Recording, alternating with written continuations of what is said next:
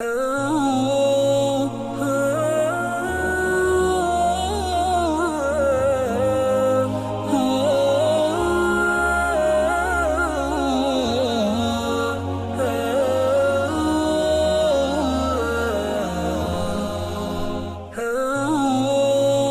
करता हूँ अल्लाह के नाम से जो बड़ा मेहरबान और अत्यंत दयावान है। आदाब नाजरीन, मैं हूँ आपका मेज़बान अब्दुल वाजिद और आप देख रहे हैं तस्नीम टीवी। नाजरीन, आज की हमारी खास पेशकश इस्लाम क्या कहता है मैं आपका इस्तकबाल करता हूँ। हमारी इस पेशकश में हम बात करेंगे क्या इस्लाम ही दीन फितरत है, इस सवाल के जवाब के बारे में, और इस सवाल के जवाब को आपको तफसील से बताएंगे।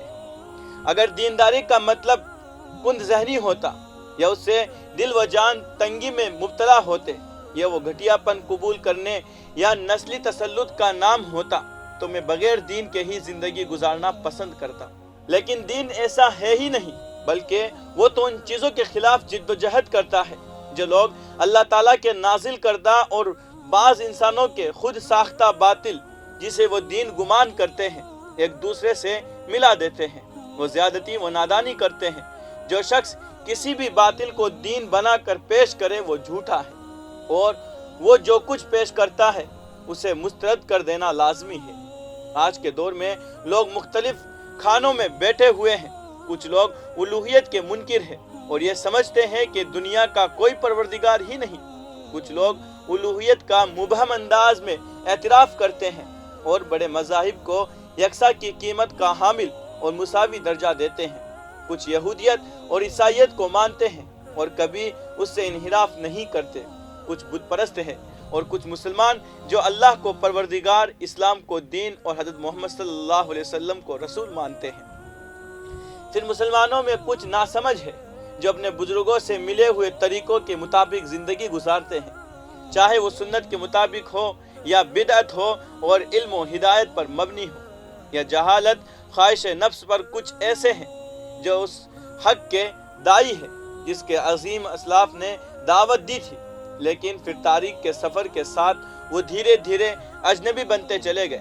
मुसलमान दाइयों का मसला वो शक्ल है जिसमें इस्लाम आजकल आलम इस्लाम में ज़ाहिर होता है और दूसरे ममालिक के आम लोग उससे बेजार होते हैं। अगर कोई इंसान किसी आज़ाद मुल्क में ज़िंदगी गुजार रहा हो और बगैर किसी डर के हुकूमत से तबादला ख्याल कर सकता हो और मुल्क के सरबराह पर बगैर परेशानी के एतराज़ कर सकता हो, जिस तरह पहले के मुसलमान हज़रत अबू बकर और हज़रत उमर रज़ी अल्लाह अन्हुमा के ज़माने में किया करते थे, और उस शख्स से कहा जाए कि इस्लाम कबूल कर लो क्योंकि यही अकीदा हक है, लेकिन अगर तुमने हाकिम की किसी बात पर हाँ नहीं कहा तो तुम्हारी गर्दन मार दी जाएगी या जेल में डाल दिया जाएगा, तो आपका क्या ख्याल है कि वो इस्लाम को कबूल कर लेगा?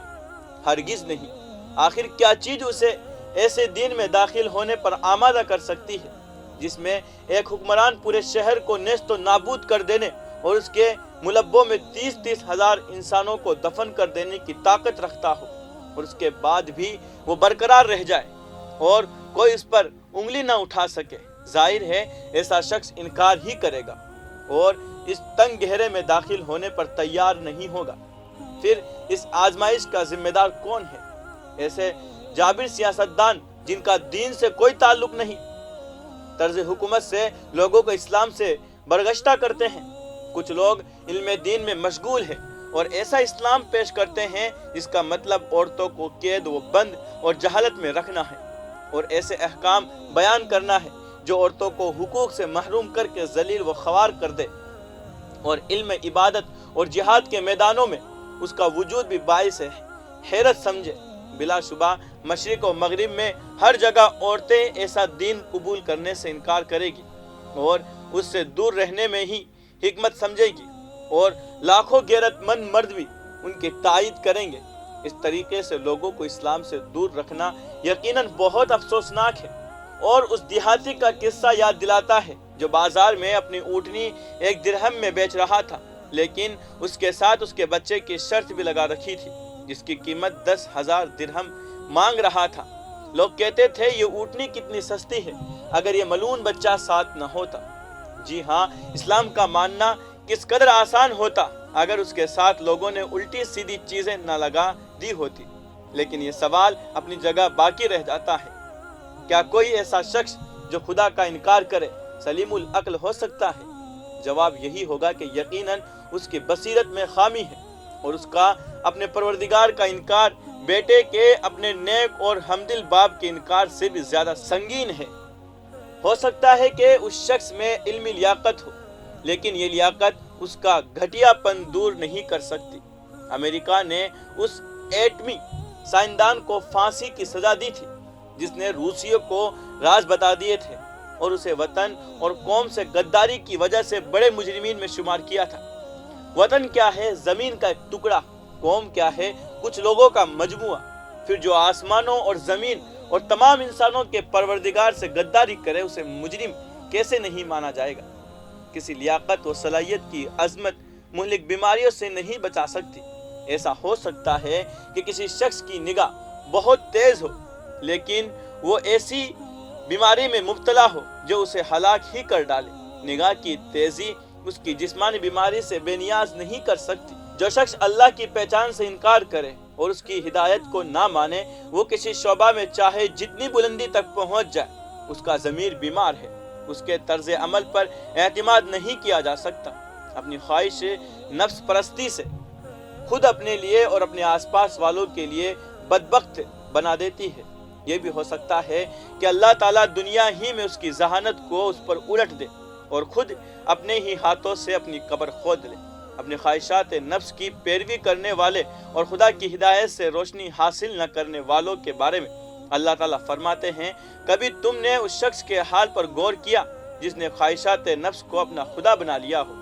کیا تم ایسے شخص کو راہ راست پر لانے کا ذمہ لے سکتے ہو؟ کیا تم سمجھتے ہو کہ اکثر لوگ ان میں سنتے اور سمجھتے ہیں؟ یہ تو جانوروں کی طرح بلکہ ان سے بھی گئے گزرے ہیں۔ خدا کے منکر کو نفسیاتی و ذہنی اعتبار سے تندرست نہیں قرار دیا جا سکتا۔ خود عربوں میں بہت سے ایسے لوگ مل جائیں گے جو دین سے بیزاری کا اعلان کرتے ہیں اور اس حقیقت کو نظر انداز کر دیتے ہیں کہ بنی اسرائیل نے اپنے دین ہی کو دوسروں کی سرزمین ہڑپ کرنے کا ذریعہ بنا لیا۔ پھر یہ ستم ظریفی نہیں تو اور کیا ہے کہ ایک مذہب کو جارے کی حیثیت سے قبول کیا جائے اور اس کے تسلط کو تسلیم کیا جائے، اور دوسرا مذہب اگر مدافعت کرے تو اسے رجعت پسندی کہہ کر مسترد کر دیا جائے، صرف اس لیے کہ یہ جارے مذہب یہودیت ہے اور مدافعت کرنے والا اسلام ہے۔ اگر اسلام مدافعت کرے تو یہ سیاست ناقابل قبول، اور اگر یہودیت عدم سے ایک ممالک وجود میں لائے اور اپنا تسلط قائم کرے تو وہ حکمت اور ترقی پسند ہے۔ یہ ذہنی سلامت روئی نہیں ہے کہ حضرت محمد صلی اللہ علیہ وسلم جیسے عظیم انسان کا انکار کیا جائے اور آپ کی نبوت کو مسترد کر دیا جائے۔ اگر کوئی شخص کہے کہ زمین تیکونی ہے یا چوکور ہے یا حضرت موسیٰ علیہ السلام امریکہ میں پیدا ہوئے تھے تو ہم ہنس پڑیں گے۔ پھر اگر کوئی شخص کسی انسان کو تو خدا مان لے اور حضرت محمد صلی اللہ علیہ وسلم کو رہزن قرار دے تو کیا کریں گے؟ اس شخص کی بات پر کیسے ہنسی نہیں آئے گی جو اسلام کو توحید پاکیزگی کے دین کے بجائے بت پرستی اور آبرو دشمنی کا دین مانے؟ وہ شخص اگر کم عقل نہیں تو ناواقفیت کا شکار یقیناً ہوگا، اور ایسے شخص کو سلیم العقل نہیں قرار دیا جا سکتا۔ کسی قانون کے خلاف ورزی کے سلسلے میں ناواقفیت اخلاقی ذمہ داری ثابت کر سکتی ہے، لیکن وہ بہرحال کوئی قابل تعریف چیز نہیں ہو سکتی۔ پھر کچھ لوگ یہ کیسے مان لیتے ہیں کہ خدا نے حضرت یعقوب علیہ السلام کے ساتھ کشتی لڑی اور شکست کھاتے کھاتے بچے، یا یہ کہ کوئی بچہ پیدا ہوتے ہی اس گناہ کا ذمہ دار ہو جاتا ہے جو حضرت آدم علیہ السلام سے سرزد ہوا تھا۔ اسلام سے ناواقفیت ایک بڑا نقص ہے۔ اللہ تعالیٰ کی توفیق و ہدایت سے بے نیاز رہنے والا وہ شخص کیسے درجہ کمال تک پہنچ سکتا ہے جس کے دل میں کبھی رقت و خشوع نہ پیدا ہو، جو ایک بار بھی یہ نہ کہہ سکے اے میرے پروردگار قیامت کے دن میری خطائیں بخش دینا۔ آج کی اس خاص پیشکش میں بس اتنا ہی، مجھے دیجیے اجازت اور آپ دیکھتے رہیے تسنیم ٹی وی، آپ کے میزبان عبدالواجد کے ساتھ۔ اللہ حافظ۔